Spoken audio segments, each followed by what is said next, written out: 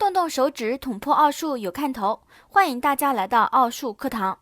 今天我们要学习的内容是形成问题5，基本的流水行船问题。在一般的形成问题中，物体的速度是由物体本身决定，但船不一样。船在水中航行时，除了本身的速度外，水本身还有流动的速度。因此，船在顺水状态和逆水状态下行驶的速度是不相同的。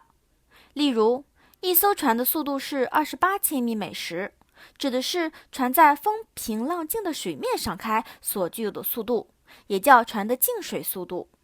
可一旦船开在流动的水面上时，那速度就不是28千米每时了。比如水速是4000米每时，若顺水航行，则船除自己行驶的28千米外，还会被水流往前带4000米。所以顺水航行时，船的顺水速度为28加4等于32千米。若逆水航行，则船除自己行驶的28千米外，还会被水流往回带4000米。所以逆水航行时，船的逆水速度为28减4等于24千米。下面先看例题。一艘船在相距300千米的两地航行，顺流而下用了15小时，逆流而上用了25小时。求轮船在静水中的速度和水的流速。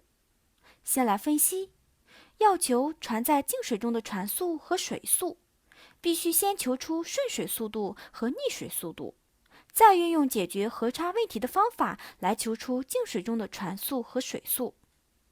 顺水速度为300除以15等于20千米每时，逆水船速为300除以25等于12千米每时。因为顺水速度等于船速加水速，逆水速度等于船速减水速。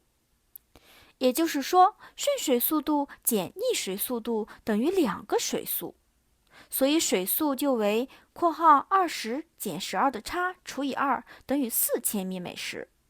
所以船速为20减4等于16千米每时，或12加4也等于16千米每时。答：轮船在静水中的速度为16千米每时，水的流速为4千米每时。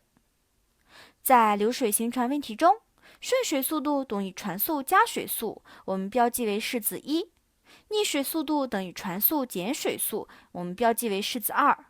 由1和2可知，顺水速度减去逆水速度就等于2个水速。再根据1和2，我们还可以把顺水速度看成和，逆水速度看成差。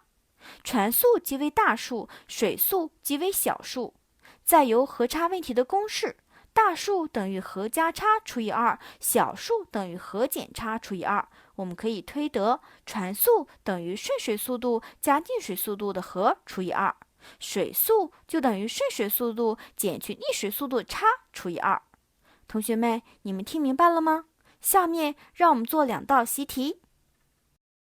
习题1，甲乙两港相距360千米，客轮往返需要35小时，逆流航行比顺流航行多用5小时。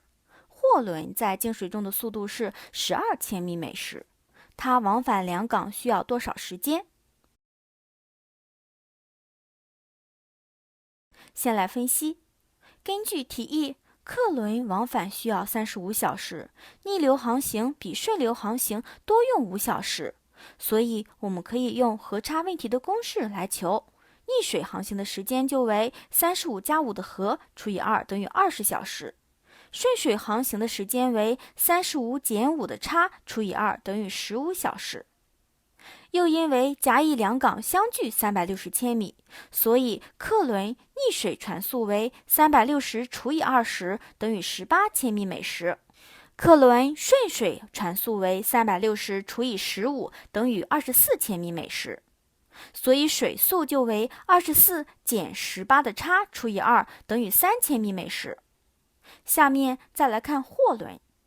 货轮顺水船速为12加3等于15千米每时，货轮逆水的船速就为12减3等于9千米每时。所以货轮顺水航行的时间就为360除以15，货轮逆水航行的时间就为360除以9，两者加在一起就为往返两港所需要的时间，所以算式为360除以15加360除以9等于64小时。答：它往返两港需要64小时。习题2，轮船从 A 地到 B 地需要行2天，从 B 地到 A 地需要行3天。如果从 A 地放一个无动力的木筏，漂到 B 地需要多少天？先来分析。根据题意，从 A 地到 B 地所用的时间少，所以我们可以推出从 A 地到 B 地为顺水航行， B 地到 A 地为逆水航行。问题要求无动力航行的时间。那么我们先来理解什么是无动力。无动力这个词的意思就是说，木筏本身没有速度，把它放在水中，它会随水漂流。它在水中航行的速度就是水速。搞清楚了问题的含义，下面就来解决这个问题吧。因为从 A 地到 B 地与从 B 地到 A 地路程相同，时间比为2比3，则速度即为反比，所以速度比为3比2。我们可以设顺水速度为3位，逆水速度为2位，则水速就为3位减2位的差除以2等于 0.5 位。顺水速度比上水速就等于3位比 0.5 位等于6比1。所以顺水航行的时间比上无动力航行的时间就为反比，即为1比6。又顺水航行的时间为2天，所以无动力航行的时间就为2乘6等于12天。答：如果从 A 地放一个无动力的木筏，漂到 B 地需要12天。同学们，今天我们学习了流水行船问题1，知道了顺水速度等于船速加水速，逆水速度等于船速减水速，顺水速度减逆水速度等于水速乘2。根据和差公式，又可以得到船速等于顺水速度加逆水速度的和除以2，水速等于顺水速度减逆水速度的和差除以2。同时，在流水行船问题中，也会出现相遇问题和追迹问题。下节课就让我们一起研究一下流水行船问题中的相遇和追迹问题。下次再见。